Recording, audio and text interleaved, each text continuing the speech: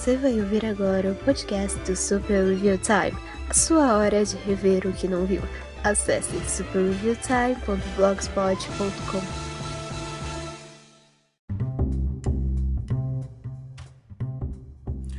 Olá e sejam bem-vindos a mais um episódio do Super Review Time. Hoje fazendo coisinha diferente, um experimento. Eu tô fazendo muito experimento nessa quarentena, né? Como estamos em maio, e em maio se faz normalmente um Mermaid, né? Que é tipo de desafio para desenhistas e ilustradores de fazer trabalhos relacionados a sereias. Eu sou um desenhista, mas eu não desenho há muito tempo e tô sem todo o equipamento necessário para desenhar, na verdade. Então eu resolvi fazer qualquer coisa relacionada a sereia de qualquer jeito. E a ideia que me passou pela minha cabeça foi fazer a leitura e comentário do conto original da Pequena Sereia. E é isso que eu vou estar fazendo agora. Então, se deita aí, relaxa sua mente, porque nós vamos agora ler, e depois eu vou comentar, o conto original de Hans Christian Andersen, A Pequena Sereia, logo após o intervalo comercial.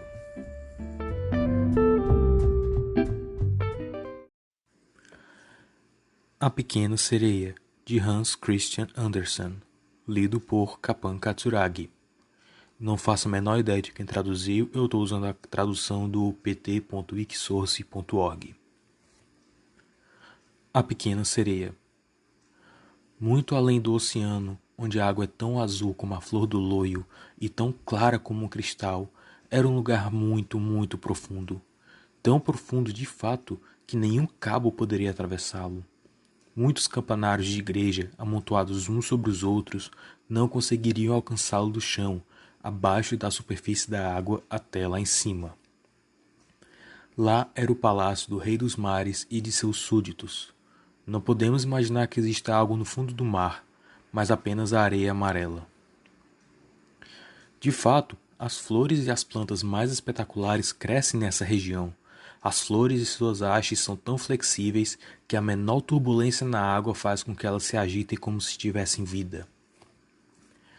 Peixes, grandes e pequenos, deslizam por entre os galhos, assim como os pássaros voam por entre as árvores aqui na terra.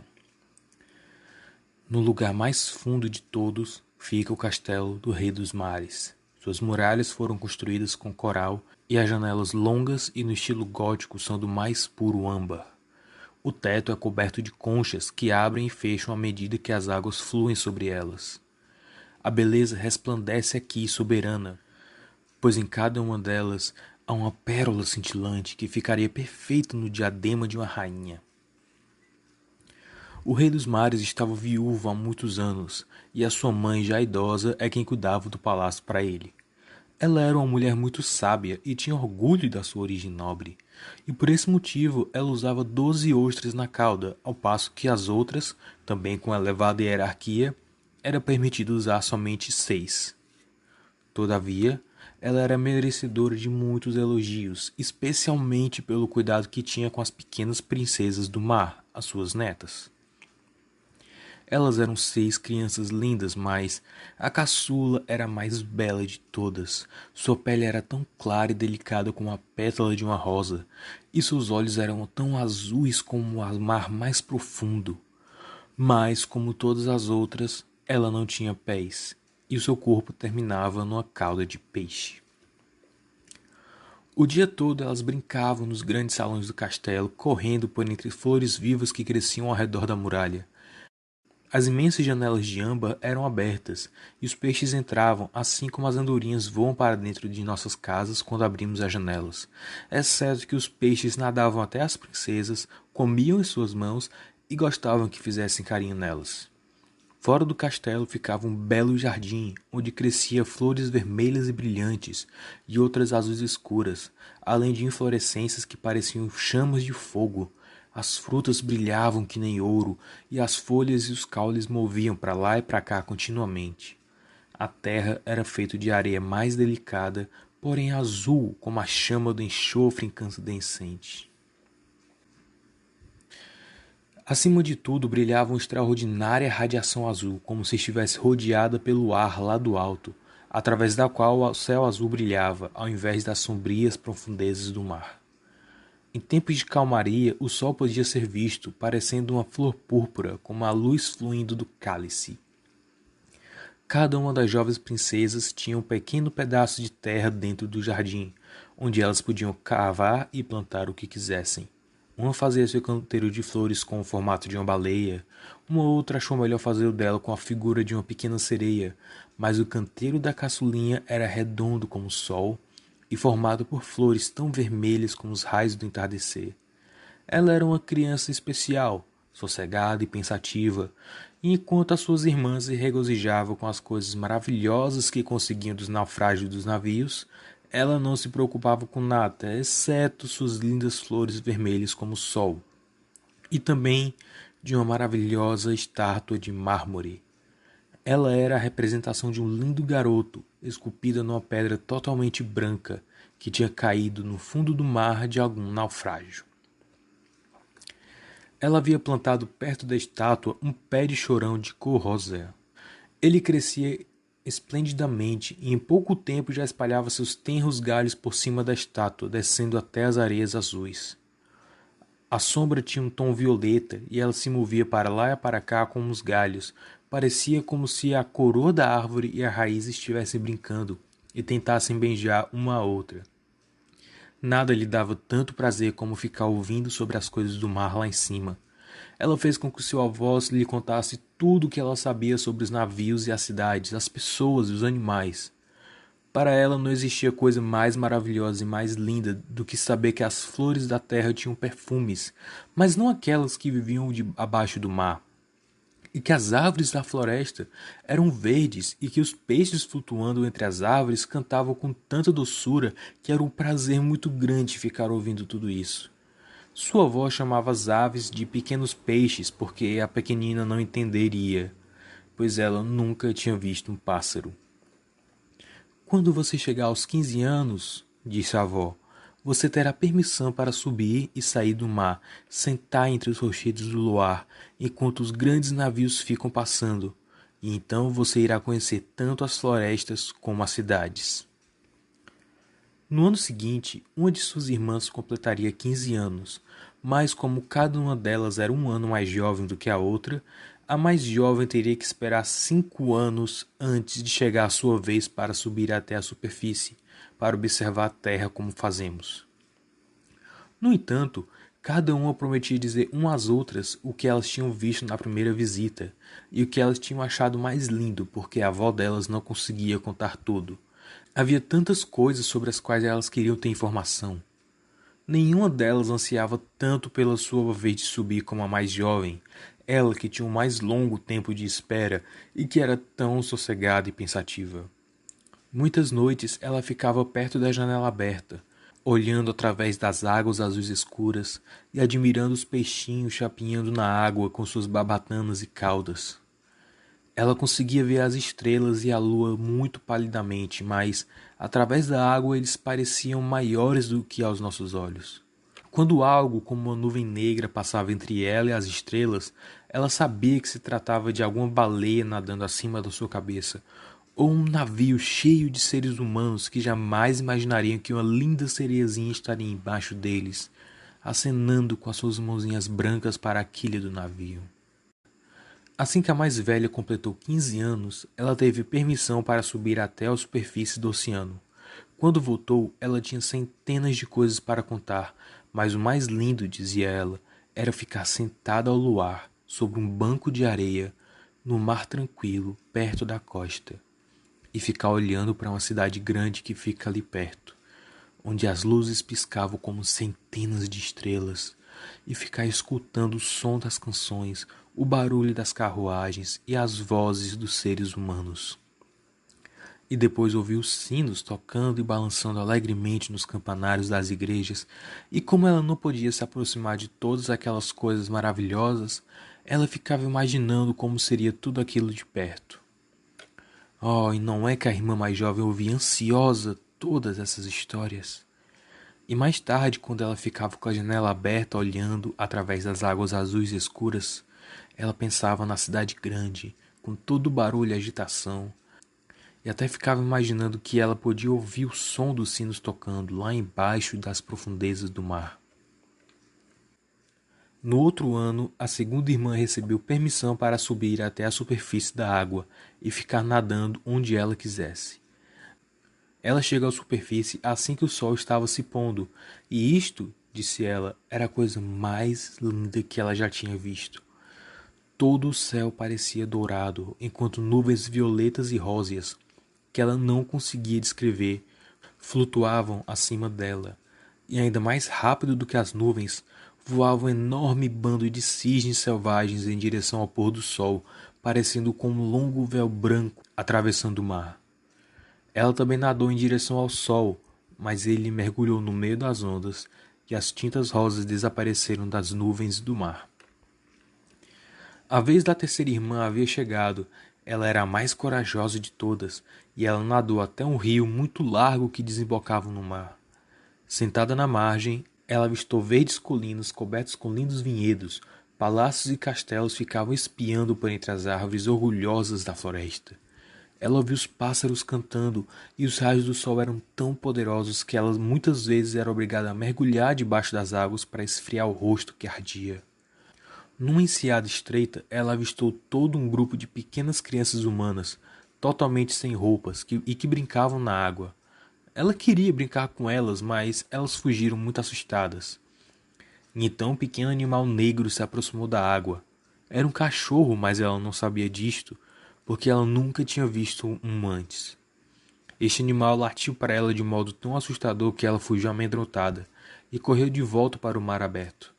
Mas ela disse que jamais se esquecerá da bela floresta, das colinas verdes e das lindas criancinhas que nadavam na água, embora não tivessem rabo de peixe. A quarta irmã era mais tímida. Ela ficou no meio do oceano, mas disse que lá era tudo tão lindo como perto da terra. Ela podia ver a muitas distâncias em torno dela, e o céu lá em cima se parecia como um sino de vidro. Ela tinha visto os navios, mas a uma distância tão grande que eles pareciam como gaivotas. Os golfinhos brincavam como as ondas, e as grandes baleias lançavam água de suas narinas até que pareceu como se centenas de fontes estivessem brincando com água em todas as direções. O aniversário da quarta irmã aconteceu no inverno, então tinha chegado a vez dela, e ela viu o que as outras não tinham visto da primeira vez que haviam subido. O mar parecia totalmente verde, e imensos blocos de gelo flutuavam por todos os lados, cada um parecido com uma pérola, disse ela, porém maiores e mais majestosos do que as igrejas construídas pelos homens. Elas tinham os formatos mais singulares e brilhavam como diamantes. Ela então se sentou sobre um dos maiores, e o vento brincava com seus cabelos longos, e ela notou que todos os navios passavam rapidamente e iam para lugares tão distantes quanto possível dos blocos de gelo. Parecia que tinham medo deles. Ao anoitecer, depois que o sol se pôs, nuvens escuras cobriram o céu, trovões rolavam como pedra, e os relâmpagos reluziam, e a luz vermelha brilhava sobre os blocos de gelo à medida que avançavam, e agitava o mar que subia. Todas as velas dos navios encolhiam de medo e tremiam, enquanto ela se sentava calmamente sobre o iceberg que flutuava, admirando os relâmpagos azuis, quando eles penetravam seus raios com múltiplos braços dentro do mar. Quando as irmãs tiveram permissão para subir à superfície pela primeira vez, todas elas ficaram felizes com as paisagens novas e belas que viram. Mas agora, como as garotas já haviam crescido, elas podiam ir para onde quisessem e até ficaram indiferentes com isso. Elas desejavam voltar novamente para a água, e depois que um mês tinha se passado, elas diziam que tudo era muito mais lindo lá embaixo, e que era muito mais agradável ficar em casa. Mas ainda nas horas da noite, as 5 irmãs abraçavam-se umas às outras e subiam até a superfície em fileira. Elas tinham vozes muito mais lindas do que qualquer humano poderia ter, e antes que a tempestade se aproximasse, quando elas pensavam que um navio iria naufragar, elas nadavam diante do barco e cantavam docemente as delícias que poderiam ser encontradas no fundo do mar, e pediam aos marinheiros para que eles não tivessem medo caso naufragassem até o fundo.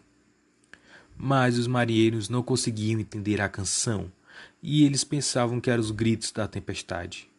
E elas nunca gostavam de ver estas coisas, pois, se o navio afundasse, os homens se afogariam, e apenas o corpo deles chegava ao palácio do rei dos mares. Quando as irmãs subiram, abraçadas umas às outras pelas águas dessa maneira, a irmã mais jovem delas gostava de ficar sozinha, preocupada com elas, pronta para gritar.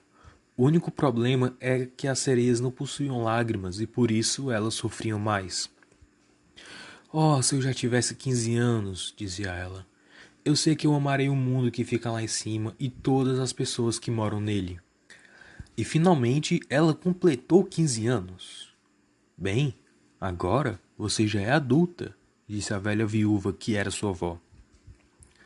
Então deixe-me enfeitá-la como as suas outras irmãs. E a avó colocou uma coroa de lírios brancos em seus cabelos, e cada pétala da flor era metade de uma pérola. Então a boa senhora ordenou que 8 grandes ostras fossem presas à cauda da princesa, a evidenciar sua alta nobreza.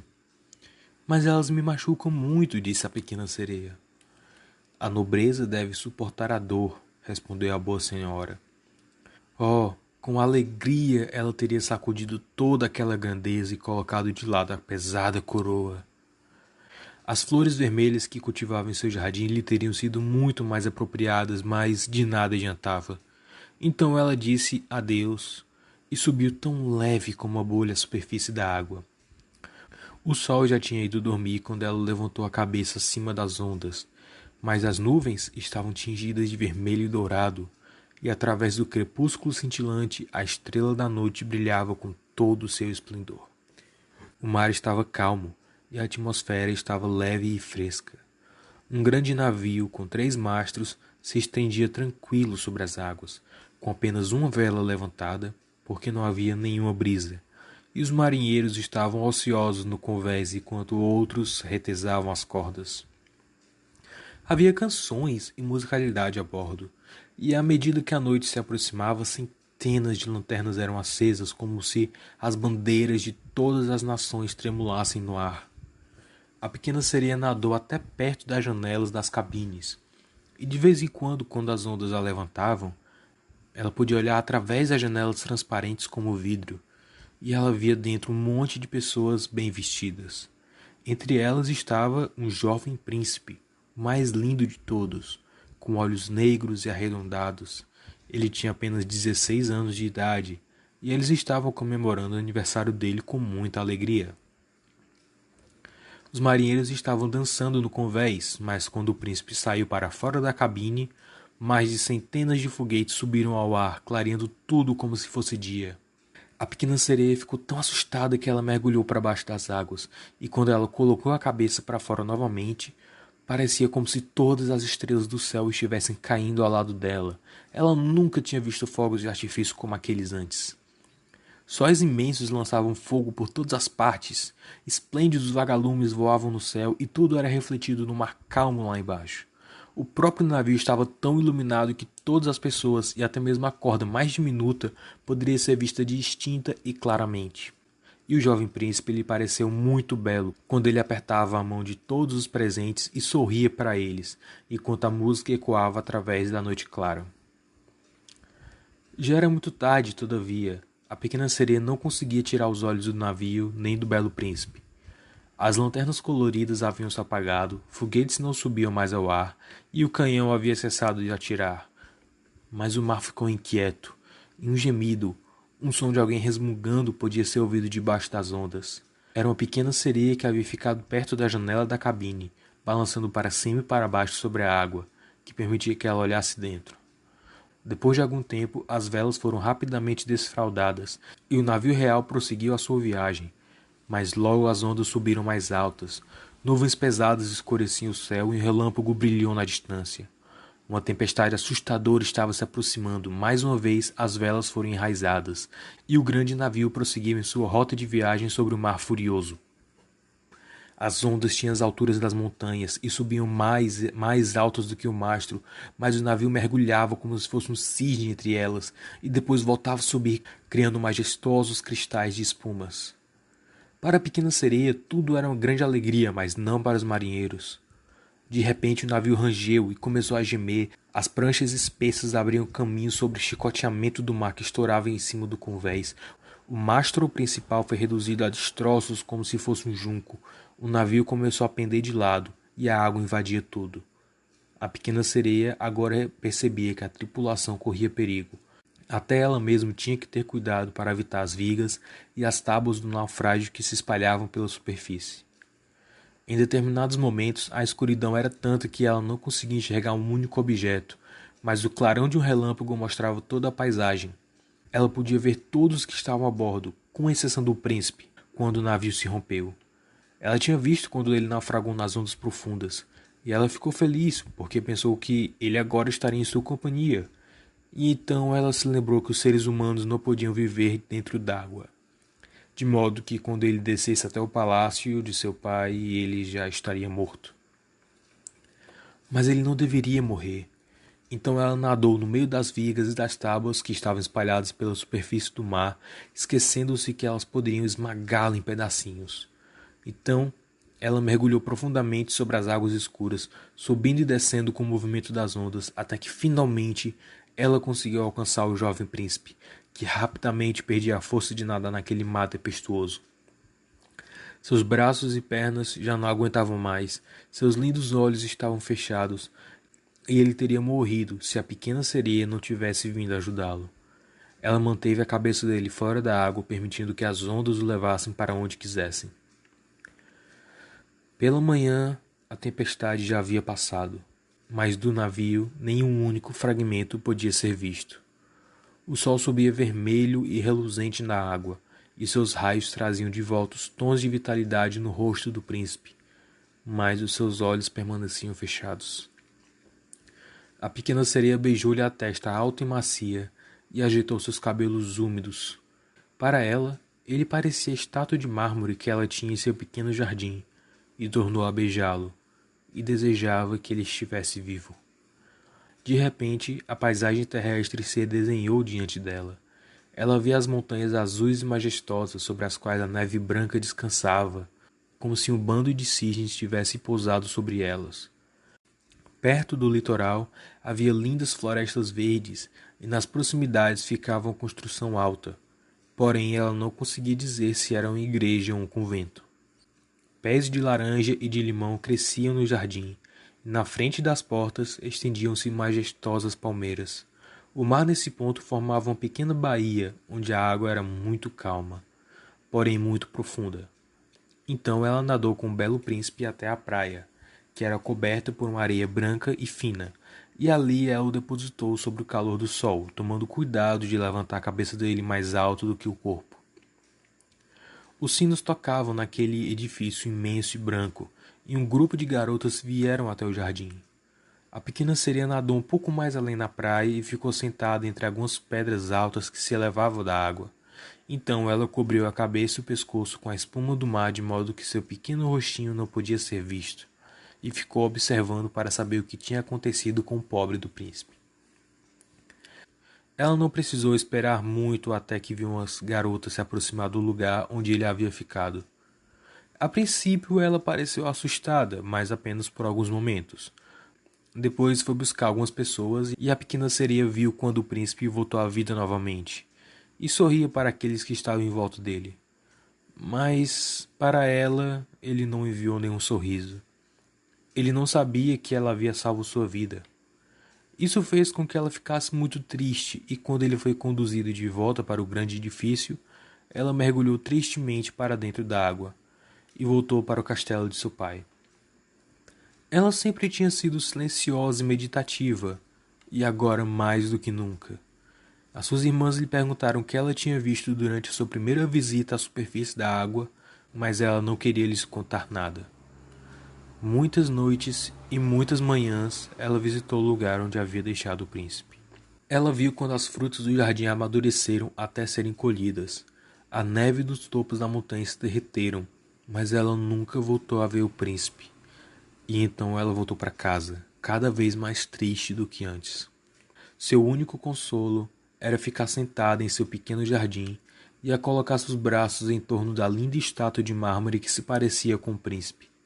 Mas ela deixou de cuidar das flores, e elas cresciam em completa confusão pelos caminhos, entrelaçando suas longas folhas e caules em torno dos galhos das árvores, de modo que o lugar ficou todo escuro e sombrio. Até que ela não aguentou esperar mais e contou para uma de suas irmãs tudo o que tinha acontecido. Então as outras ficaram sabendo do segredo, e logo uma amiga da pequena sereia também ficou sabendo, e suas amigas íntimas por acaso sabiam quem era o príncipe. Ela também tinha participado da festa no convés do navio e contou para elas de onde o príncipe era e onde ficava seu palácio. Venha, minha irmãzinha, disseram as outras princesas. Então elas deram-se os braços e subiram fazendo grande fileira até a superfície da água, perto do lugar onde elas sabiam que ficava o palácio do príncipe. Esse lugar era construído com pedras brilhantes amarelas, com longos lances de degraus de mármore, um dos quais descia até o mar. Esplêndidas cúpulas douradas subiam acima do telhado, e entre as colunas que cercavam o edifício todo havia estátuas de mármore que pareciam ter vida.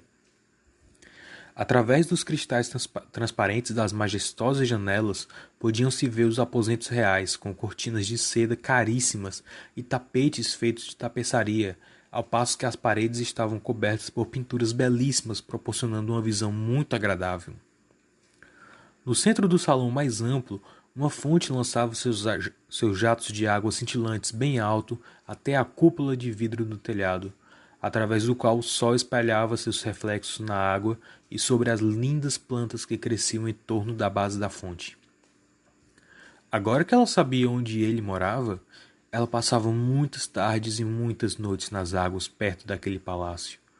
Ela gostava de nadar bem perto da praia, mais do que as outras se atreviam a fazer isso.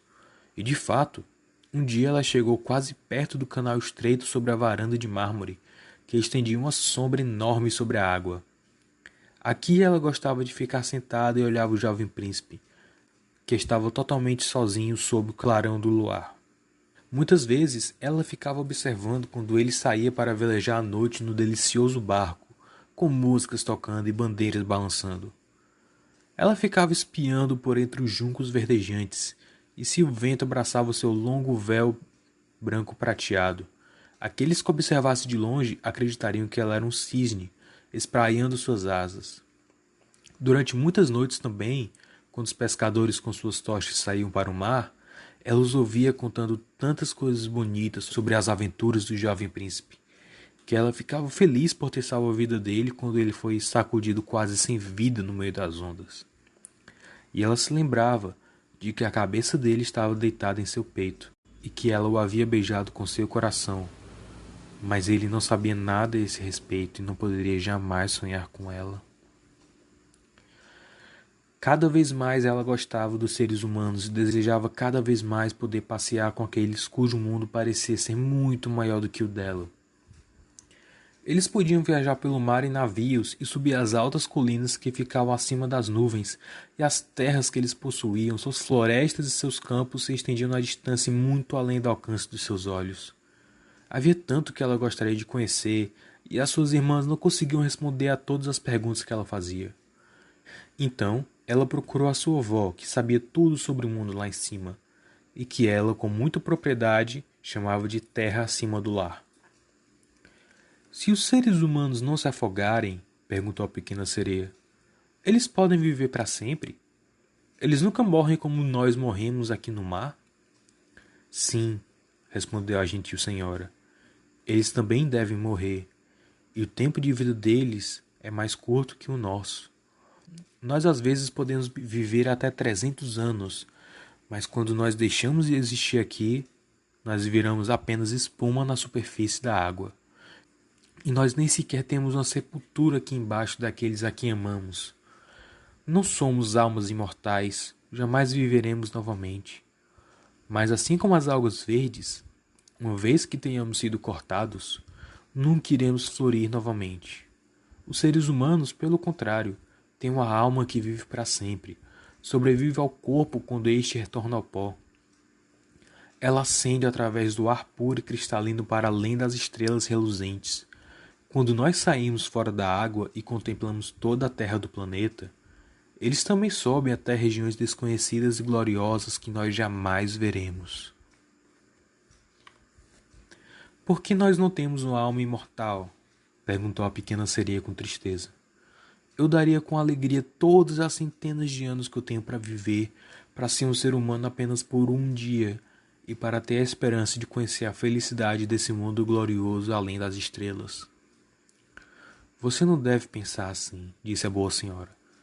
Nós sentimos que somos muito mais felizes e muito melhores que os seres humanos. Então eu morrerei, disse a pequena sereia, e me desfarei como a espuma do mar para nunca mais ouvir a música das ondas, nem admirar as flores maravilhosas nem o sol vermelho. Há algo que eu possa fazer para conquistar uma alma imortal? Não, disse a gentil senhora.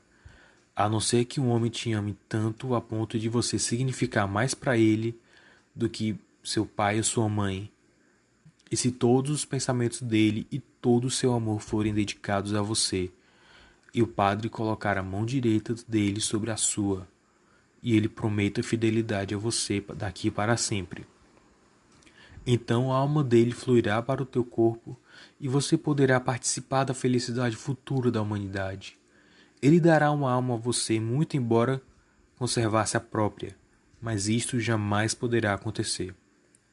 O seu rabo de peixe, que para nós é de beleza singular, na terra é considerado deselegante. Eles não conhecem nada melhor. Eles acham que é necessário 2 suportes robustos, a que chamam de pernas, para serem considerados belos. Então a pequena sereia suspirou e olhou com tristeza para o seu rabo de peixe. Sejamos felizes, disse a boa senhora. Vamos dançar e pular durante os 300 anos que temos de viver. Isso já é muito tempo. Depois disso poderemos descansar para sempre. Esta noite vamos ter um baile na corte. É um acontecimento fantástico que jamais veremos na terra. As paredes e o teto do imenso salão do baile eram feitos de um cristal espesso, porém transparente. Centenas de conchas colossais, vestidas de vermelho carmim e outras cores como a relva, ficavam enfileiradas uma de cada lado, como uma chama azul interior, iluminando todo o salão, e cujo brilho atravessa as paredes, de modo que o mar fica todo iluminado. Inúmeros peixes, grandes e pequenos, atravessam nadando pelas paredes de cristais, e em alguns deles as escamas reluzem com um brilho púrpura, e outros são tão cintilantes como a prata e o ouro. Pelos corredores fluía um lago riacho, e nele homens, peixes e sereias dançavam ao som de suas próprias canções. Ninguém na terra tinha vozes tão lindas como as deles. A pequena sereia cantava, mais do que todos, da maneira mais doce. Toda a corte a aplaudia com suas mãos e suas caudas, e por alguns momentos seu coração pulava de alegria, pois ela sabia que ela tinha a voz mais adorável que qualquer um da terra ou do mar.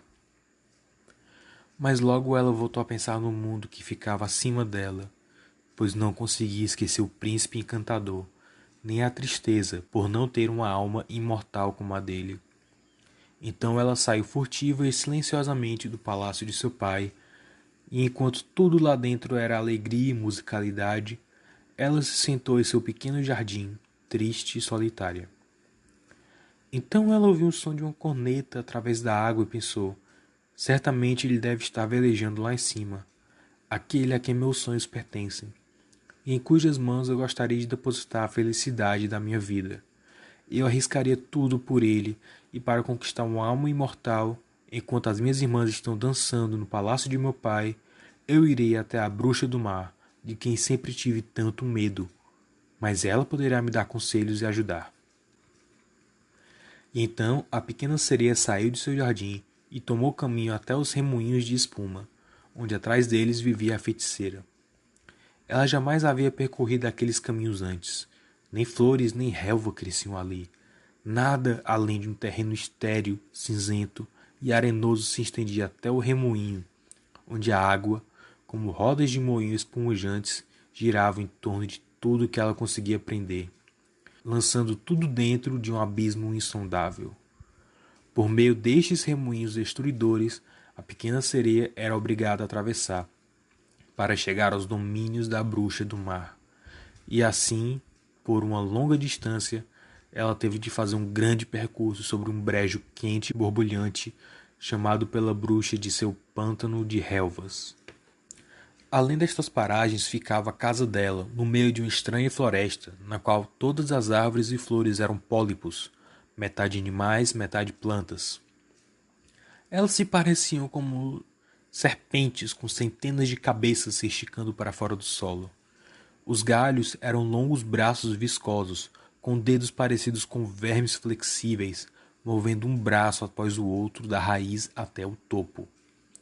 Tudo o que eles conseguiam alcançar no mar, eles agarravam e seguravam com força, de modo que jamais alguém conseguia escapar de suas garras. A pequena sereia ficou tão assustada com o que viu, que ela ficou paralisada e seu coração batia acelerado, e ela já estava quase pensando em voltar, mas ela se lembrou do príncipe, e na alma humana por quem ela sonhava tanto, e voltou a ter coragem.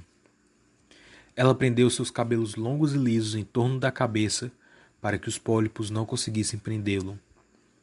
Ela juntou as duas mãos sobre o peito e depois avançou apressadamente, assim como os peixes fazem através da água, entre os braços e dedos flexíveis dos assustadores pólidos, que esticavam seus tentáculos de ambos os lados. Ela percebeu que cada um deles tinha em suas garras algo que eles haviam aprendido com seus numerosos bracinhos, fortes como férreas articulações.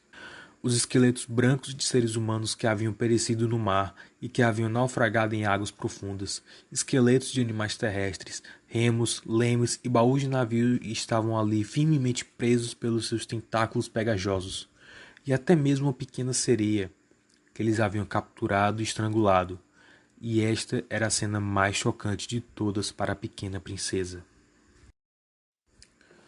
Ela agora havia chegado a um espaço de terreno pantanoso da floresta, onde serpentes d'água grandes e redondas rolavam na lama, mostrando seus corpos horrendos e assustadores. No meio desse lugar havia uma casa, construída com a alçada dos seres humanos naufragados.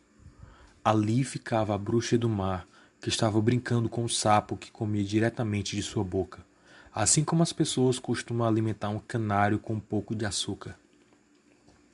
Ela chamava suas horrendas cobras d'água de queridas galinhas, e deixavam que elas ficassem passeando por cima de seu corpo. Eu sei o que você quer, disse a bruxa do mar.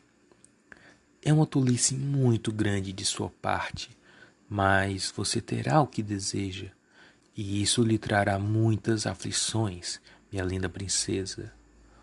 Você quer se libertar de sua cauda de peixe e substituí-la por dois suportes, como seres humanos da terra, para que o jovem príncipe possa se apaixonar por você e para que você tenha uma alma imortal.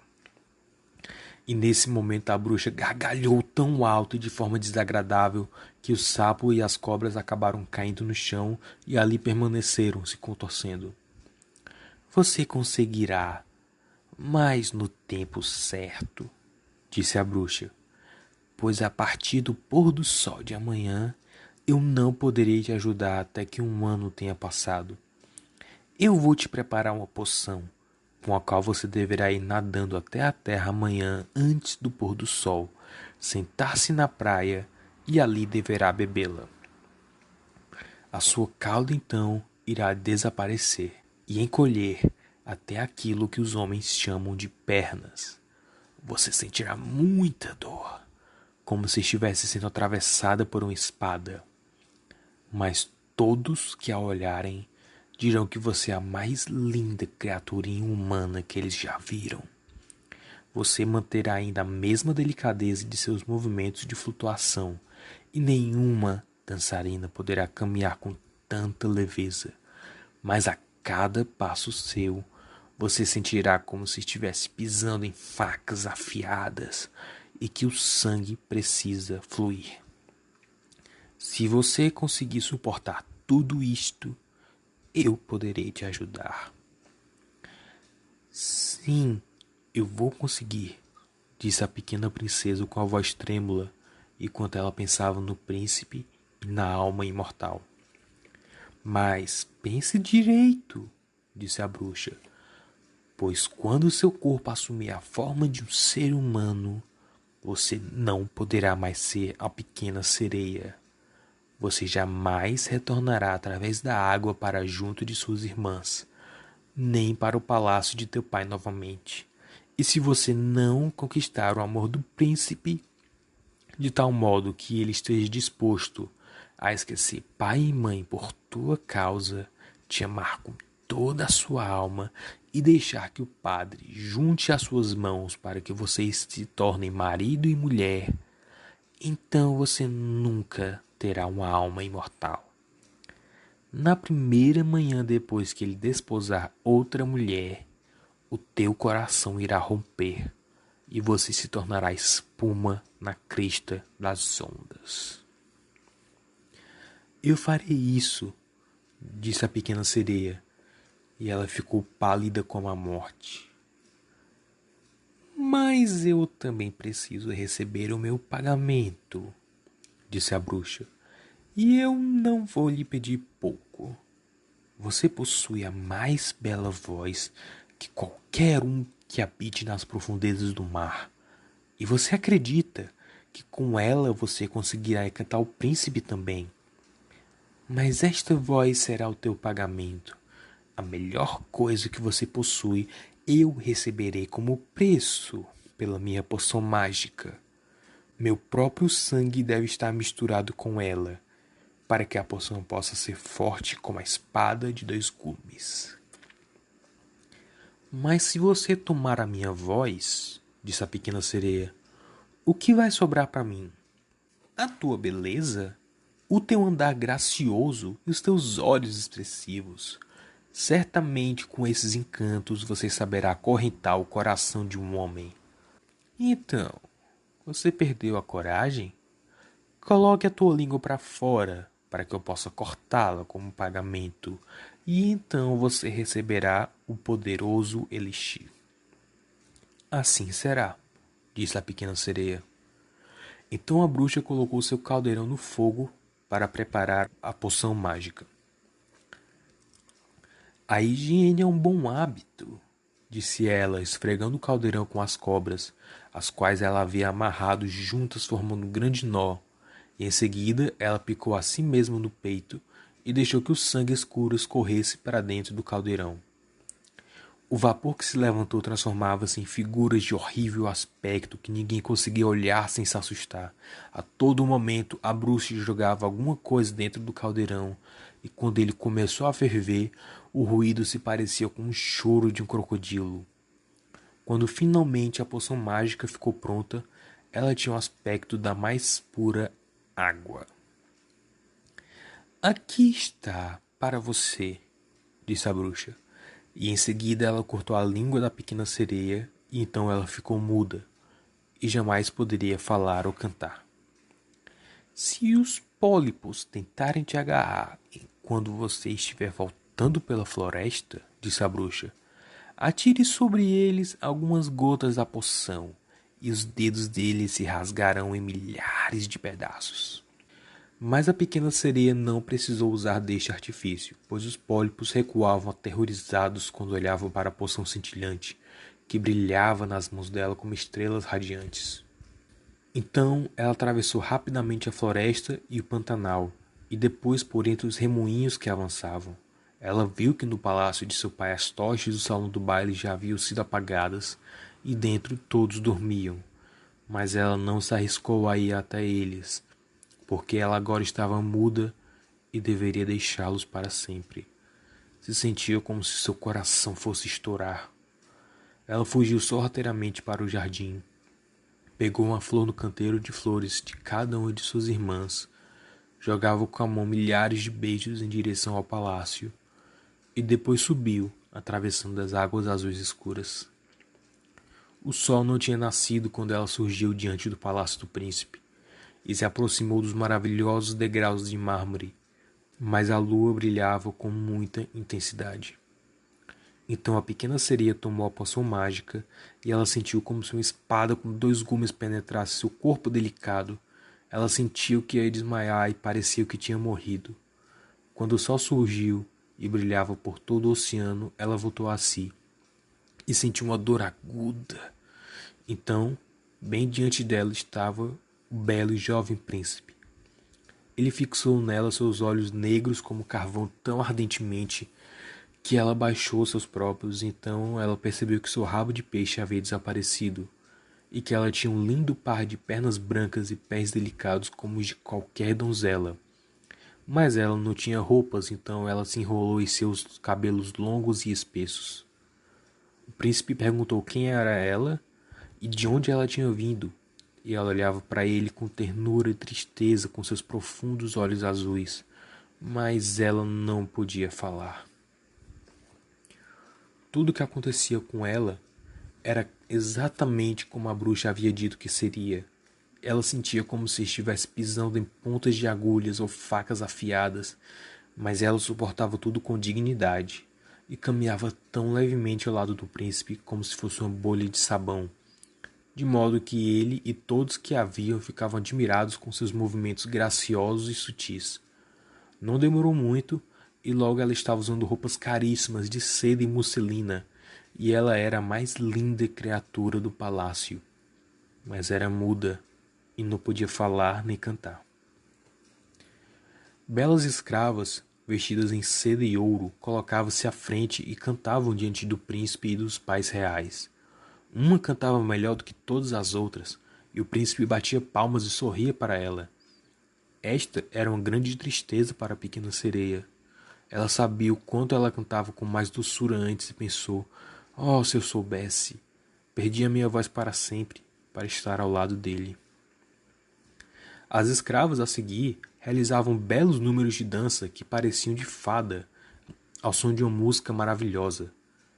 Então a pequena sereia levantou seus braços encantadores, ficou na ponta dos pés e deslizava pelo assoalho e dançava como ninguém havia ainda sido capaz de dançar. A todo momento a sua beleza se revelava cada vez mais, e seus olhos expressivos falavam mais diretamente ao coração do que as canções das escravas. Todos estavam embevecidos, especialmente o príncipe, que a chamava de sua pequena enjeitada, e ela dançava com muita leveza para agradá-lo, embora cada vez que os seus pés tocavam o chão, ela parecia estar pisando em facas afiadas. O príncipe falou que ela deveria estar com ele para sempre, e ela teve permissão para dormir junto da sua porta, numa almofada de veludo. Ele mandou fazer para ela uma roupa de escudeiro para que ela pudesse acompanhá-lo nas cavalgadas. Eles cavalgaram juntos pelas florestas docemente perfumadas, onde os galhos verdes tocavam-lhe os ombros e os pequenos pássaros cantavam por entre as folhas verdejantes. Ela subiu com o príncipe até o topo das altas montanhas, e embora seus pés delicados sangrassem a ponto de lhe marcarem os passos, ela ria somente e o acompanhava até que pudessem ver as nuvens abaixo deles que pareciam um bando de aves migrando para países distantes. Enquanto isso, no palácio do príncipe, quando todos os criados já tinham ido dormir, ela ia e ficava sentada nos largos degraus de mármore, pois isso aliviava seus pés ardentes, banhando-os na fria água do mar. Então ela pensava em todos aqueles que moravam nas profundezas. Uma vez, durante a noite, suas irmãs apareceram de braços dados, cantando tristemente enquanto flutuavam na água. Ela acenou para as irmãs, e então elas a reconheceram, e disse para ela como ela as havia magoado. Depois disso, elas vinham para o mesmo lugar todas as noites, e uma vez ela viu de longe a sua querida avó, que não via a superfície do mar havia muitos anos, e o velho rei dos mares, seu pai, com a coroa em sua cabeça. Eles estenderam suas mãos para ela, mas não queriam se arriscar tão perto da terra como suas irmãs faziam. À medida que os dias se passavam, ela amava o príncipe cada vez mais, e ele a amava como amava um bebê. Mas jamais lhe vinha à cabeça fazer dela sua esposa. Porém, a menos que ela se casasse com ele, ela não receberia uma alma imortal. E na manhã seguinte, depois que o príncipe se casasse com outra mulher, ela iria desaparecer na espuma do mar. Você não ama a mim mais do que todas elas? Os olhos da pequena sereia pareciam perguntar, quando ele a tomou nos braços e beijou sua linda testa. Sim, você é muito querido para mim, disse o príncipe, pois você tem o melhor coração e você é mais dedicada a mim. Você é como a jovem donzela que eu conheci um dia, mas que eu jamais a verei de novo. Eu estava no navio que havia naufragado e as ondas me levavam para a praia perto de um templo sagrado, onde várias donzelas executavam serviço. A mais jovem delas me encontrou na praia e salvou a minha vida. Eu a vi apenas 2 vezes e ela é a única no mundo a quem devo amar. Mas você é muito parecida com ela, e você quase expulsou a imagem dela do meu pensamento. Ela pertence ao templo sagrado e meu destino enviou você para mim ao invés dela, e jamais nós nos separaremos. Ah, ele não sabe que fui eu quem salvou a vida dele, pensou a pequena sereia. Eu o levei sobre o mar para a floresta onde fica o templo. Fiquei sentado debaixo das espumas e fiquei olhando até que os humanos vieram ajudá-lo. Eu vi a linda jovem que ele ama mais do que a mim, e a pequena sereia suspirou profundamente, mas ela não podia verter lágrimas. Ele diz que a jovem pertence ao templo sagrado, portanto, ela jamais voltará para o mundo. Eles nunca mais se encontrarão, ao passo que eu estou aqui ao lado dele, e o vejo todos os dias. Eu cuidarei dele, e o amarei, e renunciarei à minha vida por causa dele. Não demorou muito e houve um boato de que o príncipe deveria casar, e que a linda filha de um rei vizinho seria a sua esposa, e um lindo navio estava sendo preparado. Embora o príncipe declarasse que ele simplesmente pretendia fazer uma visita ao rei, era de conhecimento geral que ele realmente teria ido fazer uma visita à filha do rei. Um grande séquito o acompanhava. A pequena sereia sorriu e balançou a cabeça. Ela conhecia os pensamentos do príncipe mais do que qualquer outra pessoa. Preciso viajar, disse o príncipe a ela, e preciso conhecer esta linda princesa.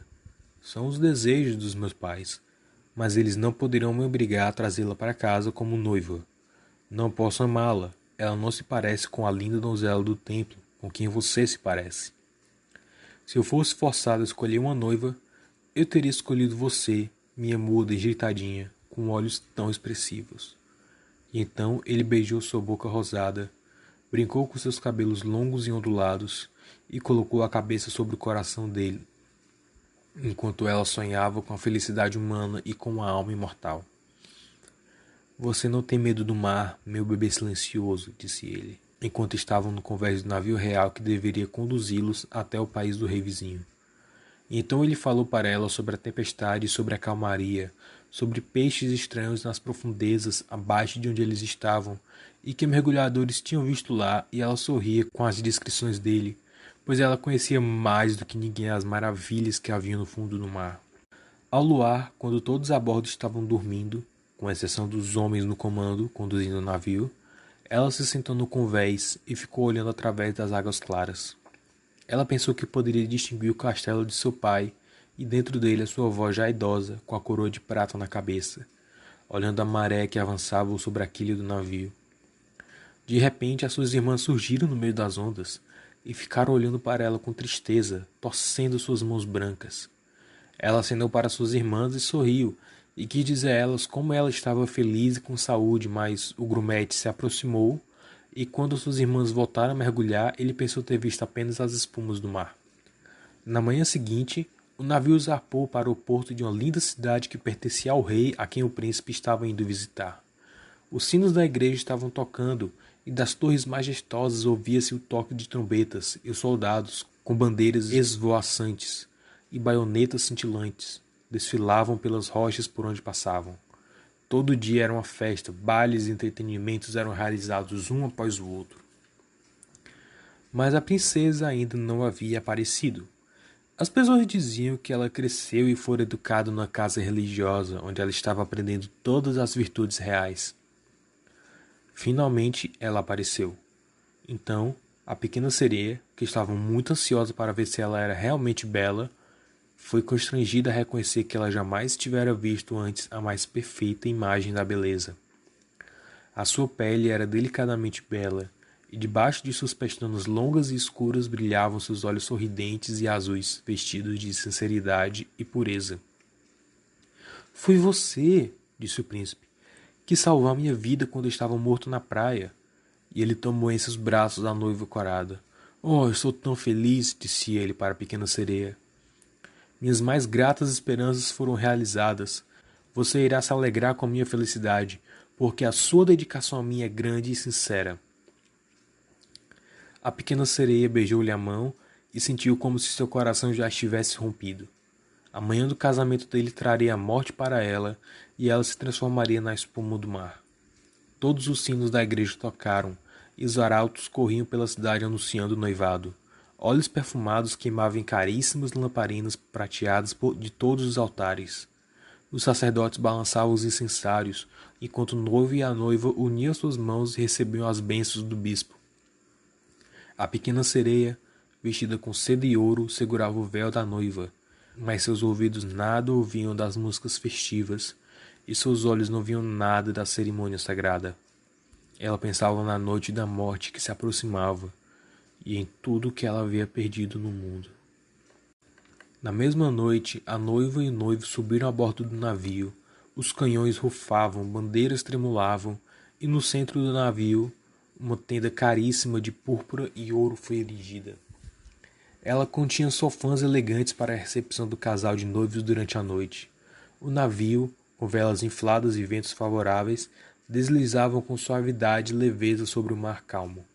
Quando escureceu, um grande número de lâmpadas coloridas foram acesas, e os marinheiros dançavam alegremente pelo convés.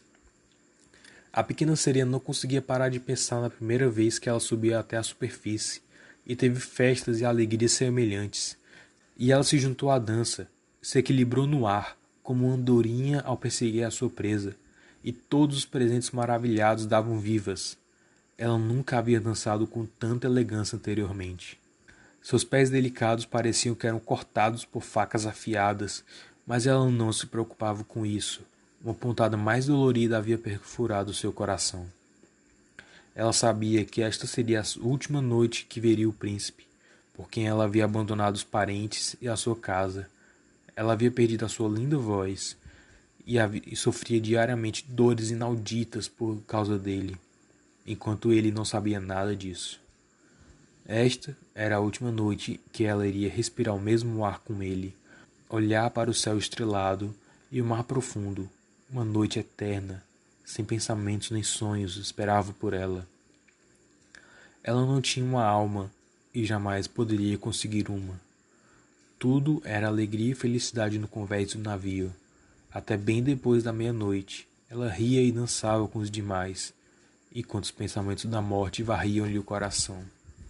O príncipe beijou sua linda noiva, enquanto ela brincava com seus cabelos negros, até que entraram de braços dados para se deitarem na tenda esplêndida. Então tudo era silêncio a bordo do navio. O timoneiro, sozinho e acordado, ficava no leme.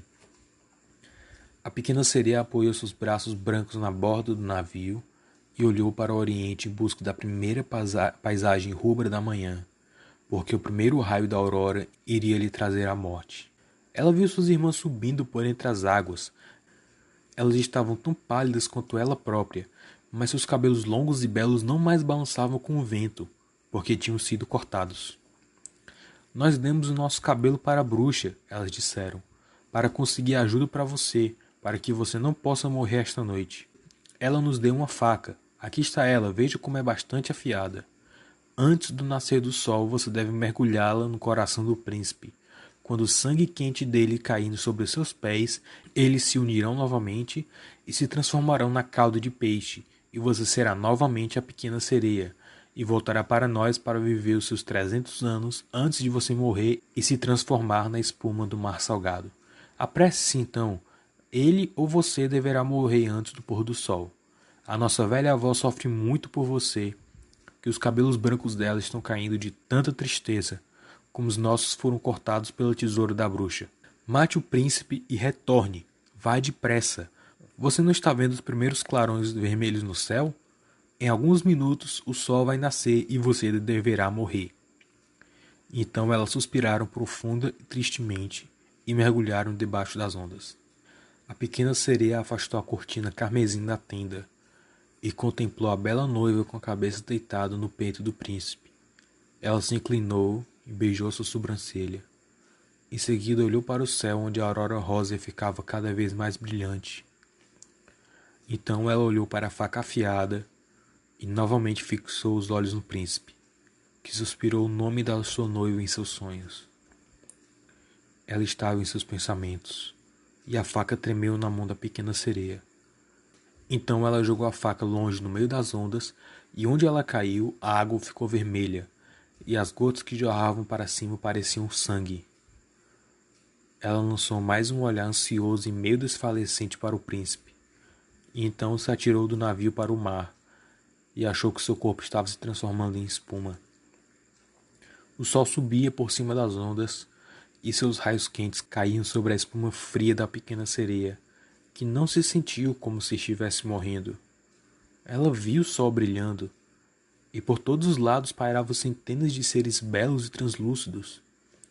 Ela podia ver através deles as velas brancas do navio e as nuvens vermelhas do céu. Eles falavam melodiosamente, mas eram por demais etéreas para serem ouvidos por ouvidos mortais, porque também não poderiam ser vistos por olhos mortais.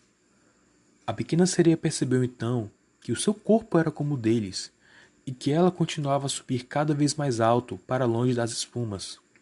"Onde eu estou?" perguntou ela, e a sua voz parecia sideral, como a voz daqueles que estavam com ela. Nenhuma mosca terrestre conseguiria imitá-la. "Entre as suas irmãs do espaço", respondeu uma delas. "A pequena sereia não possui uma alma imortal, nem pode conseguir uma, exceto se conquistar o amor de um ser humano. No poder de uma outra pessoa está o destino da eternidade. Mas as filhas do espaço, embora não possuam uma alma imortal, podem, com seus atos de bondade, conseguir uma para si mesmas. Nós voamos até os países quentes e esfriamos o ar abafado que destrói a humanidade com sua pestilência. Nós levamos o perfume das flores para espalhar saúde e renovação. Depois de lutarmos por 300 anos com todo o bem ao nosso alcance, nós recebemos uma alma imortal e tomamos parte da felicidade do mundo. Você, nossa pequena sereia, tentou de todo o coração fazer o que nós estamos fazendo. Você sofreu, suportou e se elevou para o mundo espiritual através das suas boas ações. E agora, lutando da mesma maneira, durante 300 anos, você pode conseguir uma alma imortal." A pequena sereia levou seus olhos agradecidos em direção ao sol e sentiu que pela primeira vez eles estavam cheios de lágrimas. No navio onde ela havia deixado o príncipe, tudo era vida e burburinho. Ela o viu com sua bela noiva procurando por ela. Com tristeza, eles olharam para a espuma perolada, como se eles soubessem que ela havia se atirado nas ondas. Invisível, ela beijou a fronte de sua noiva e abanou o príncipe. E então subiu com as outras crianças do ar até uma nuvem rósea que flutuava através do éter. "Depois de 300 anos, é assim que nos locomovemos no reino dos céus", disse ela. "E nós podemos chegar até lá mais rápido", murmurou uma de suas companheiras. "Podemos entrar nas casas das pessoas sem sermos vistas, onde haja crianças, e todos os dias, quando encontramos uma boa criança, que é a alegria de seus pais, merecedora do amor deles, nosso tempo de provação será diminuído. A criança não sabe, quando nós passamos voando pelo ambiente, que nós sorrimos de alegria com seu bom comportamento, e podemos calcular 1 ano a menos de nossos 300 anos. Mas quando nós observamos uma criança travessa ou mal comportada, nós derramamos lágrimas de tristeza, e para cada lágrima derramada, um dia é adicionado no nosso tempo de provação." Fim.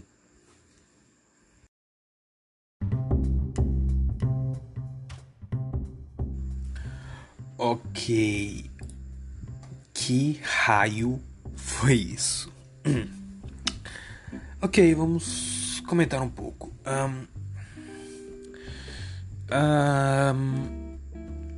Vocês lembram que quando a Disney lançou a versão deles de Pequena Sereia, teve algum... Eu acho que teve alguns protestos, algumas pessoas que não gostaram na Dinamarca, porque a Disney tinha mudado o final, né?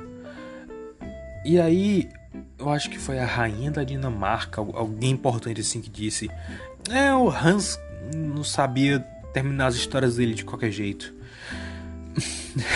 Agora vocês sabem por quê. Ok. Algumas considerações. Primeiro, a forma como ele constrói o mundo dos Serianos é muito interessante. Eu gostei bastante. É engraçado porque eu só li esse conto uma vez antes de escrever O Mar de Amor Desconhecido. Comprem O Mar de Amor Desconhecido, meu livro que está na Amazon. É, livro digital. Não gasta folhas de árvore reais. É mais barato. E é mais ecológico. Comprem! Quando eu escrevi esse livro, né, veio muita referência subliminar desse conto. Sereia branca, construções feitas de coral, né? Música. Tem só as diferenças de que eles não usavam música exatamente para entretenimento, né? Era mais para guerra, mas detalhes.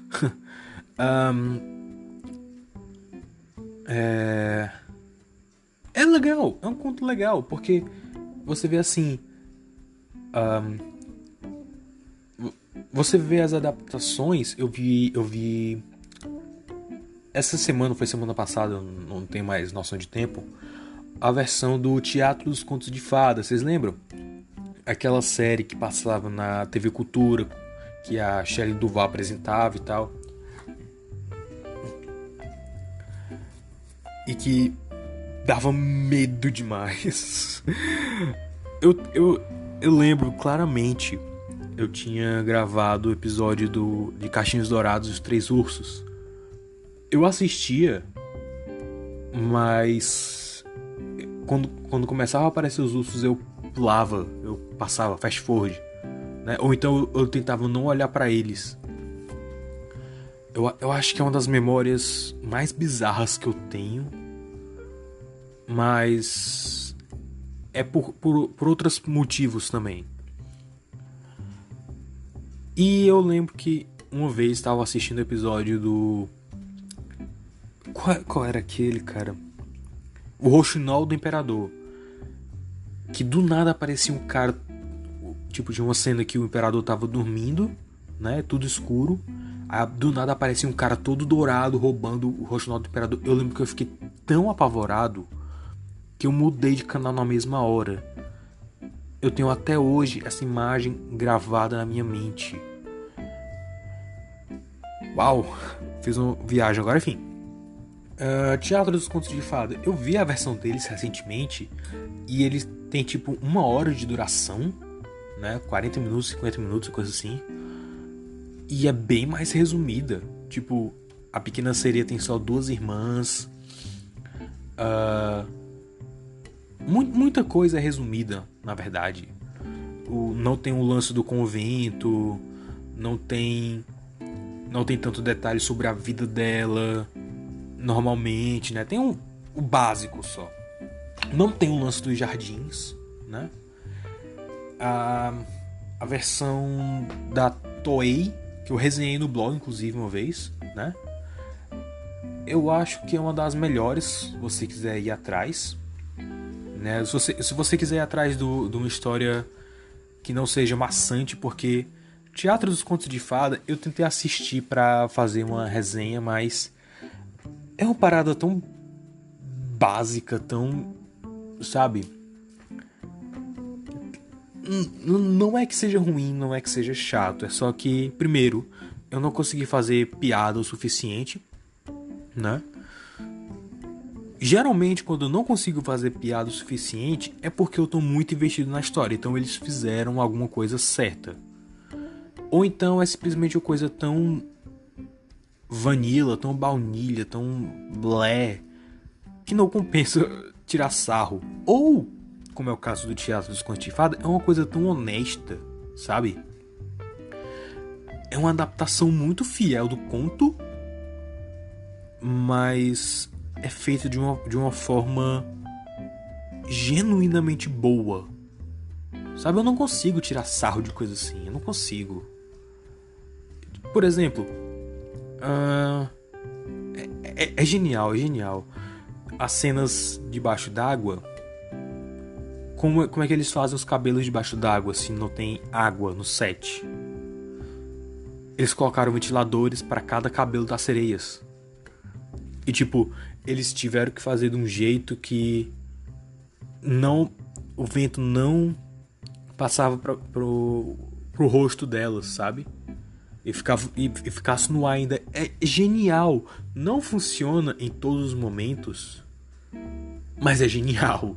É o tipo de coisa simples que eu gosto muito de ver. Então, não foi dessa vez. Eu ia fazer a resenha dele e ia comentar o conto, mas eu não consegui fazer piada, então eu resolvi comentar o conto. Deixa eu ver aqui, porque eu tô com o conto aberto aqui ainda. Eu devia ter feito alguma anotação, mas eu tô cansado, eu tomei chá de camomila agora, então eu tô eu tô meio baqueado já, começando a ficar grog. Eu gosto como é um conto que ele abre espaço para interpretação, no sentido de que ele não diz exatamente quanto tempo, pelo menos eu não percebi quanto tempo a pequena sereia passou com o príncipe, né? Que funciona pro conto, né? A galera reclama muito que filme e conto de fada tem muito lance do romance de 3 dias, né?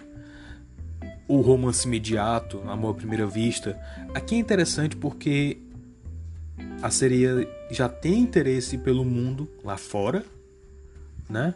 E o príncipe é mais um catalisador. Ele é mais a gota d'água para que ela jogue tudo que ela tem e conhece no lixo para ir para a superfície. O que é uma interpretação errônea que muitos fazem, é que ela abandonou tudo só por causa do príncipe. Não. Ele era só o cara certo na hora certa. Basicamente isso. Sim, no filme da Disney e no filme da Toei também. Não, no filme da Toei não. Eles passam muito mais tempo. Tem muito mais coisas no filme da... Tem um gato falante do nada no filme da Toei. Meu Deus. Que é aquilo? E se você tiver interesse, pesquisa Ningyo Hime, o Pequena Sereia anime. Eu tenho quase certeza que tem dublado no YouTube. Então, se você tiver curiosidade, vale a pena ir atrás. É engraçado demais, é engraçado. Tipo, é tão imbecil que chega a ser engraçado uns pedaços. A versão da Disney teve que fazer o lance dos 3 dias, né? Eles tiveram que limitar, mas porque eles sabem que num longa a narrativa é diferente. E é interessante que tem esse senso de urgência, né? Ariel tem que conquistar o príncipe naquele tempo, senão já era, né? E eles também trocaram o lance dela simplesmente virar espuma do mar. Também é interessante. O conto aqui, ele é para ser mais uma tragédia, né? Eu dei uma pesquisada antes e muitos apontam que isso era fruto de um amor não correspondido do Hans Christian Andersen por um amigo dele, né, que ia se casar com uma mulher, e que o Hans Christian Andersen se sentia como a pequena sereia. Eu não sei se isso é real. Eu literalmente não sei se isso é real, porque eu vi muitos sites comentando sobre isso, mas nunca se sabe, né? Mas é uma interpretação válida, faz sentido. Ele queria externalizar isso e a melhor forma que ele conseguiu foi escrevendo conto, que nem você fazia quando tinha 10 anos, sei lá. É interessante, né? Quando a gente quer externalizar um sentimento, a gente cria arte, normalmente. É uma forma menos destrutiva de você lidar com a situação. Dependendo do caso, Porque às vezes se você não souber canalizar direito o sentimento, acaba criando algo ainda mais destrutivo, né? Mas são 3 horas da manhã, eu não tô a fim de discutir isso agora. Que mais que temos aqui? É interessante que eles aqui, você já é adulta, né? Depois que ela completa 15 anos. Sim, claro, 15 anos já é adulta. O que é irônico, porque eles aqui, os serianos, vivem 300 anos. Então eu acho que, considerando que eles vivem 300 anos, eu acho que ela não seria adulta com 15 anos.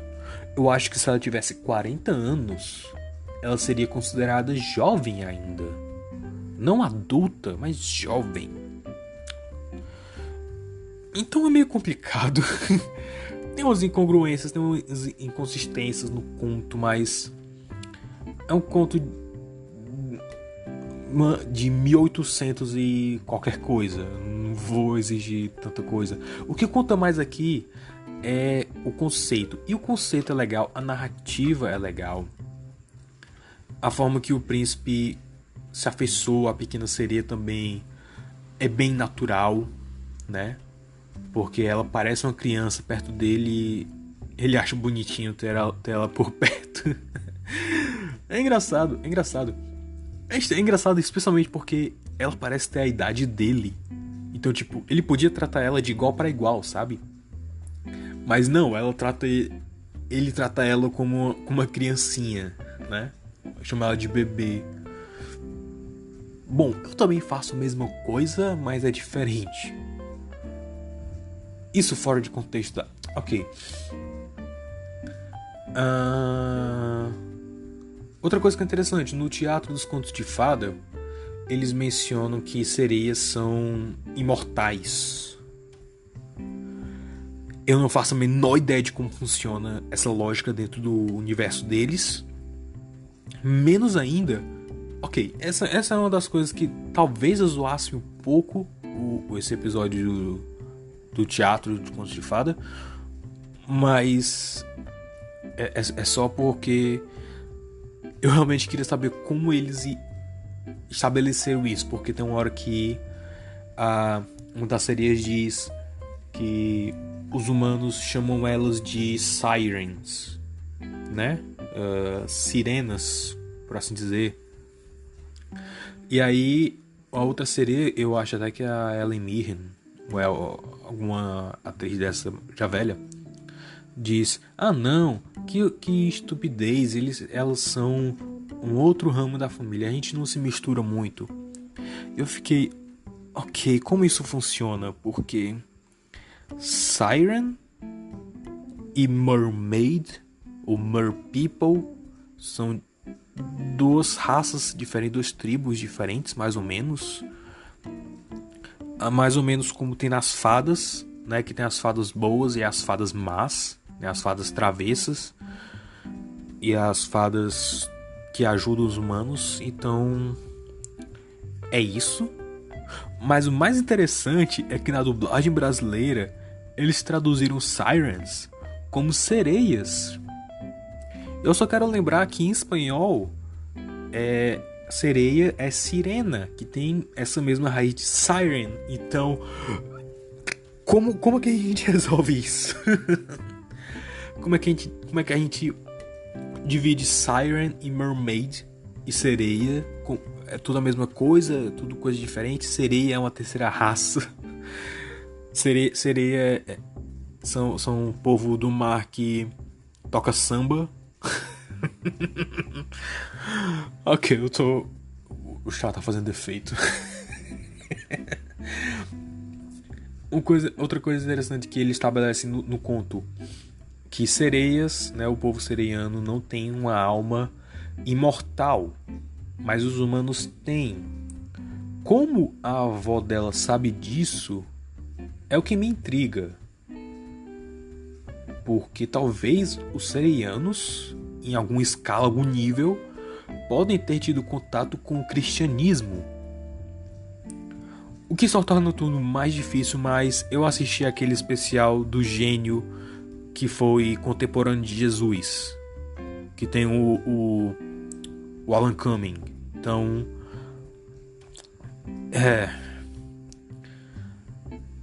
sem contar também que, sem esquecer que o Papa Móvel existe no mundo de carros, mas é uma tangente para outro dia.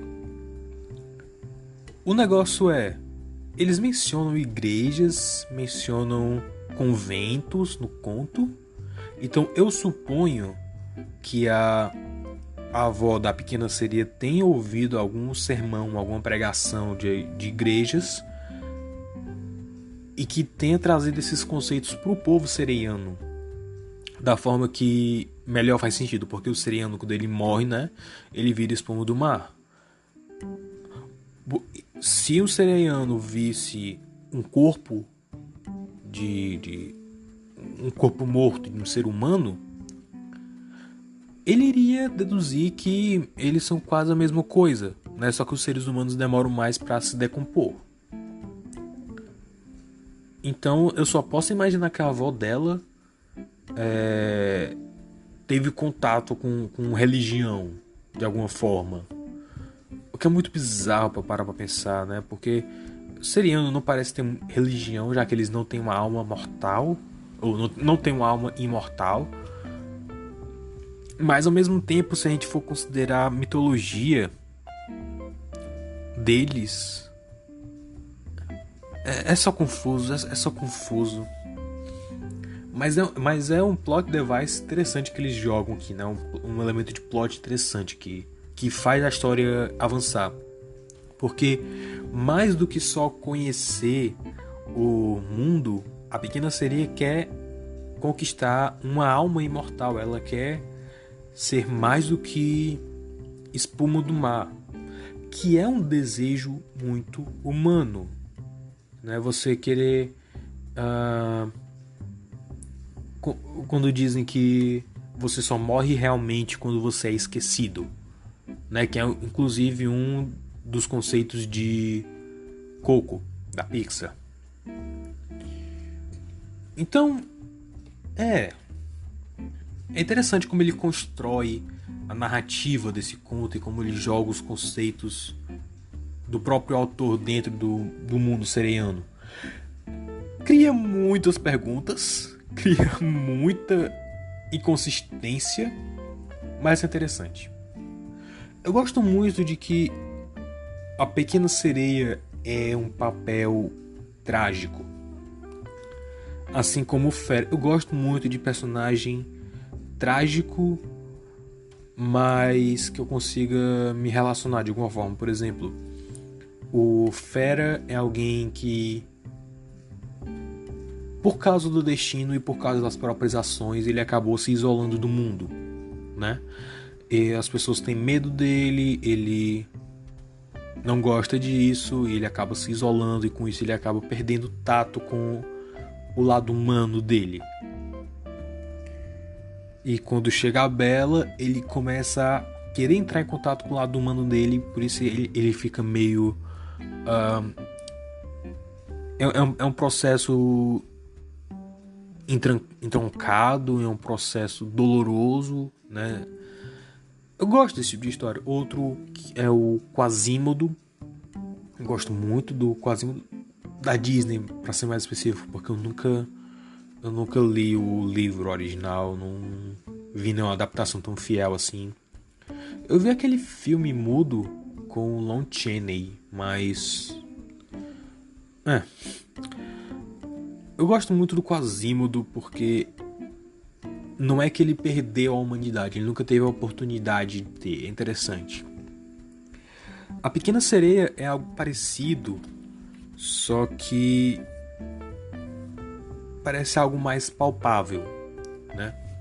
O lance dela sentir dores afiadas como facas, como espadas, a forma como ele descreve a dor dela para ser humana, né? E como ela ri disso, é uma coisa que a gente pode entender, né? Quando você botam aqui uma situação, quando você gosta de alguém e vê esse alguém com outra pessoa, mas você tem que sorrir e fingir que tá tudo bem com o seu coração, que tá tudo bem com a sua cabeça, que você não tá com vontade de meter o soco em alguém. É um sentimento parecido, né? Você tá sendo internamente fatiado, ninguém pode ver isso, ninguém pode sentir isso contigo, mas tu tem que esconder isso e tem que botar um sorriso no rosto para poder seguir em frente, né? É um sentimento muito humano também. Eu acho que um dos motivos para esse conto ser tão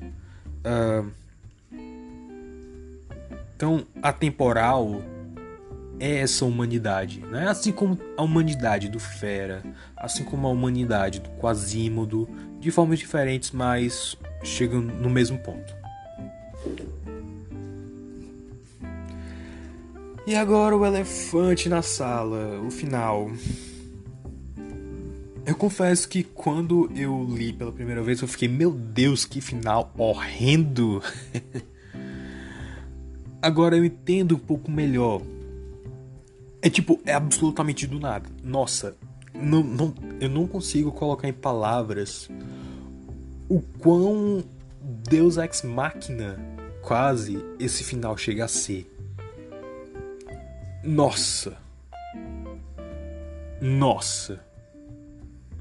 Ok, qual o problema desse final? O problema é que ele coloca uma coisa, um conceito basicamente nada a ver e que termina com quase uma lição de moral. A mecânica narrativa que ele usa aqui no final eu nem sei o que chamam eles, né? São anjos? A forma como ele descreve aqui é quase o purgatório, né? Eu não sei qual era... Peraí, deixa eu dar uma olhada aqui no negócio. Ok. Eu tô aqui com o conto original também aberto em inglês, né? A tradução que eu usei aqui, ele traduziu priest como padre, mas eu acho que priest não é exclusivamente um termo católico. Se alguém tiver mais conhecimento sobre isso, me corrija. Eu também não sei qual é a religião predominante na Dinamarca, especialmente nesse tempo, se era católico. Mas o conceito que ele constrói aqui é basicamente do purgatório. São almas que estão esperando a sua chance para ascenderem, né? A diferença aqui é que eles dependem de crianças. Quando vê uma criança alegre, o tempo delas no ar diminui. Quando vê uma criança travessa, elas se entristecem e aumenta um dia da aprovação. Você vê que eu escrevendo isso não faz o menor sentido dentro da história da sereia que largou tudo pra estar com um príncipe que casou com outra e por isso ela morreu, né? Não faz sentido, não encaixa. Essa mecânica narrativa, esse conceito vem das fadas, eu acho. Eu não sei. Eu não sei se o Hans Christian Andersen leu Peter Pan ou se eles eram contemporâneos ou quem veio antes. Eu não sei. Eu também não tô a fim de ir atrás. Mas é o mesmo lance de que quando você diz fadas não existem, uma fada morre. Mas quando alguém diz eu acredito em fadas, uma fada nasce ou uma fada é regenerada, alguma coisa assim. Eu não sei, eu só sei disso por causa daquele filme que tem o Kaique Brito dublando. Aquele filme era legal. Tem que assistir de novo esses dias. Mas agora sim, eu consigo entender mais. Quando eu li da primeira vez, eu achei uma desgraça. Porque vinha absolutamente do nada. E eu pensava assim, não. Você quer fazer uma tragédia? Faz uma tragédia. Faz uma parada triste. Né? Faz Shakespeare, Hamlet, sei lá. Romeu e Julieta. Essa história... Pequena Sereia tem muito... Ok, não tanto. Mas tem muito de Romeu e Julieta. casal de mundos diferentes que genuinamente se amam, mas por algum motivo não podem ficar juntos, né? No caso aqui eles não podiam porque ela não podia falar com ele. E o lance, ela podia escrever. Olha, talvez, mas depois de muito tempo, porque não descreve no conto se os serianos tinham o hábito da escrita. Eu, pelo menos, eu não peguei esse detalhe. E se eles tivessem, provavelmente seria diferente dos humanos. Ou não, já que ele parecia falar e ela parecia entender. A menos que isso seja efeito da magia. O que eu acho improvável. Mas... porque a magia foi só para afetar o corpo dela, não afetou a mente, por exemplo. Então, presumindo que eles falassem a mesma língua, porque ela claramente entendia ele e as outras pessoas do castelo, não menciona nada sobre escrita no conto. Então ela não poderia escrever. Ele poderia ter ensinado ela a ler e escrever, especialmente se ela ia ser tipo a dama de companhia dele, né? Porque, sei lá, ele tá entediado no sábado à noite, aí ele joga um gibi do Homem-Aranha pra ela ler pra ele enquanto ele dorme, né?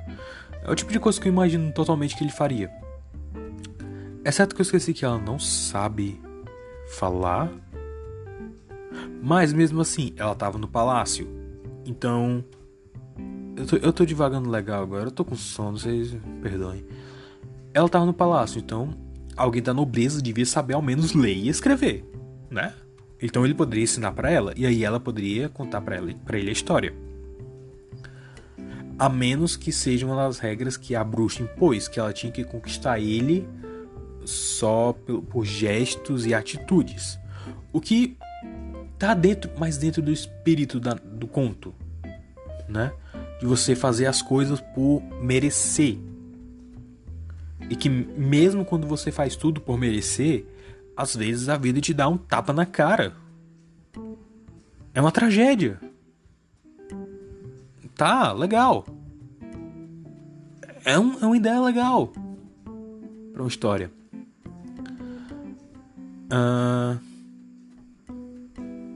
Mas, como toda história, é bom que tenha uma catarse, né? Às vezes é uma catarse trágica, como Romeu e Julieta, mas que é uma catarse no sentido de que a morte de Romeu e Julieta ia fazer as famílias repensarem suas atitudes, sabe? Tem uma conclusão, eles não morreram por nada. Aqui, não... Se a pequena sereia tivesse morrido e virado espuma, como a programação mágica da bruxa mandava, a morte dela ia ser meio que por nada. Isso é uma morte meio vazia, sabe? Ela veio, fez o melhor que ela podia, sofreu e no final ela ganhou nada. É uma tragédia, mas em termos narrativos é uma tragédia vazia. Fazer com que o sacrifício dela, a compaixão dela fosse recompensada, faz dela uma morte um pouco mais humana, né?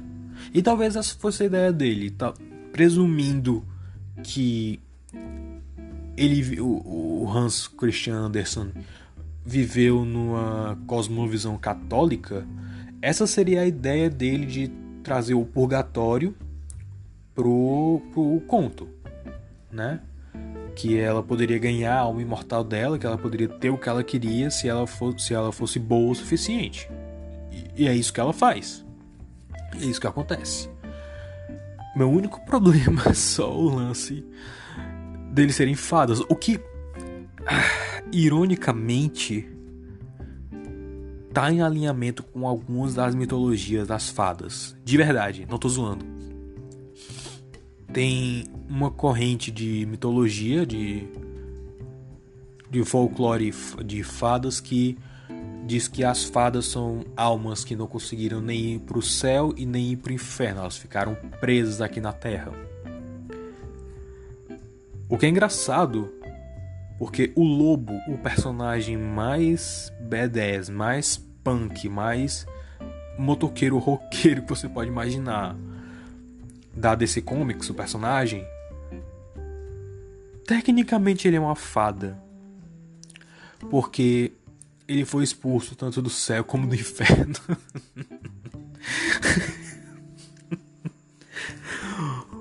O lobo da DC Comics é uma fada. Ai. Ok. Então, é um conto bom? Eu gosto. É um conto que eu gosto. Não é o tipo de coisa que eu leia totalmente, assim, sabe? Que eu leia com gosto. Mas eu pessoalmente prefiro adaptações, porque como quase todo conto clássico, assim, eles têm conceitos muito bons, mas muitas vezes eles acabam se perdendo em algumas firulas. Por exemplo, tem um lance da Cinderela, uma das versões da Cinderela, eu acho. É Cinderela? Acho que é Cinderela. Que ela chora pra uma árvore que parece que era a árvore favorita da mãe dela. E a árvore dá as coisas pra ela. E aí a árvore, no final, é a fada madrinha. Tipo, que raio de história é essa? Pocahontas? Não é? Então é interessante ver versões que lapidam, que tiram o que é excessivo, o que é destoante do resto, né? Como essa história, como que a Disney fez, como a Toei, o Teatro dos Contos de Fada. É interessante ver gente diferente dando o próprio toque para essa história. Eu ainda não vi nenhuma versão, nenhuma adaptação que fosse tão fiel a essa história, aos conceitos, a construção de personagem realmente, do que a versão da Disney. Eu não tô zoando. Não tô zoando. As duas personagens são muito parecidas, no sentido de que elas têm legítima curiosidade para conhecer o mundo da superfície. O príncipe é só o cara certo, na hora certa. E que ele, de certa forma, é o catalisador, ele é a gota d'água para a sereia fazer um trato com a bruxa do mar para ir para a superfície e encontrar ele. No caso da versão da Disney, é muito interessante porque tudo o que acontece é direcionado para esse dilema, de certa forma. O Sebastião tenta mostrar para Ariel as maravilhas do mar, só que ele não entende o problema principal, né? Ele tenta deixar Ariel dentro do mar da forma dele. Ele não entende exatamente qual é o cerne do problema. É crível, é humano, massa. O pai da Ariel, né, o Rei Tritão, descobrir sobre a obsessão dela sobre o ser humano, né? Também tá nesse mesmo nível. Ele só enxuga um pouco o conto pra gente ficar com personagens mais identificáveis, melhores construídos, etc.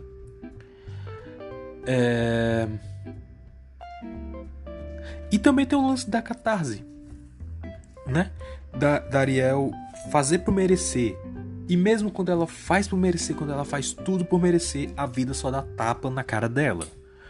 Continua sendo uma tragédia, mas é uma tragédia mais abreviada, mais abrandada, né? A maior tragédia, na verdade, assim, em termos de sacrifício, não é tanto da Ariel, tá? Em parte é dela, mas também é do Rei Tritão, que ele aprende finalmente que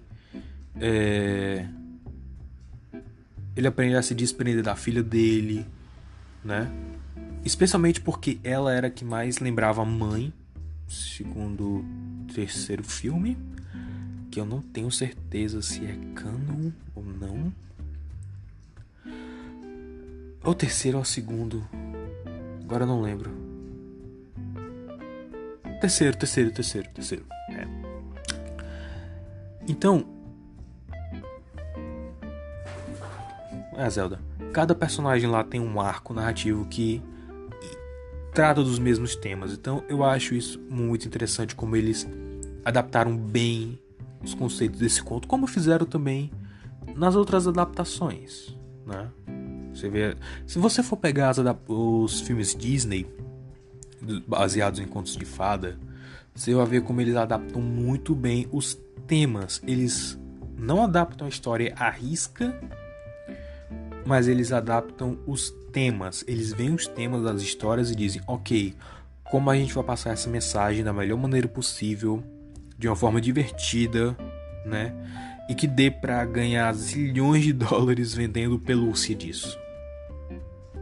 Se você para pra pensar por esse aspecto, é uma parada fascinante. Então, esse foi o primeiro episódio de uma parada que eu quis fazer porque eu tô no surto de tentar fazer coisa nova, né? Eu tô fazendo vídeo, né? Eu tô fazendo podcast diferente. Diga aí o que você achou, se você chegou até aqui pra conseguiu ler, conseguiu ouvir tudo. Diga aí o que mais. Quais os contos que vocês gostariam que eu comentasse, né? Conto curto, por favor. Não me manda ler Bela e a Fera, que é gigante, ou Peter Pan, não. Conto curto, certo? 3 páginas, talvez, alguma coisa assim. Eu tenho um livro de contos dos irmãos Grimm. Eu vou dar uma olhada depois nele, porque ele tá com... Meu pai pediu pra ler. Então eu vou dar uma olhada depois. Eu vou pesquisar outros contos aqui. Ou então talvez contos longos mesmo, mas que eu não tenha que ler tudo, né? Mas seria mais interessante se eu pudesse ler os contos pra vocês. Então diga aí quais contos que vocês gostariam que eu lesse, que eu comentasse. Algum conto mais obscuro, né, que seja interessante, alguma versão específica de conto, porque tem trocentos, né? E é basicamente isso. Eu vou ficando por aqui antes que a minha garganta vire pó. Tchau.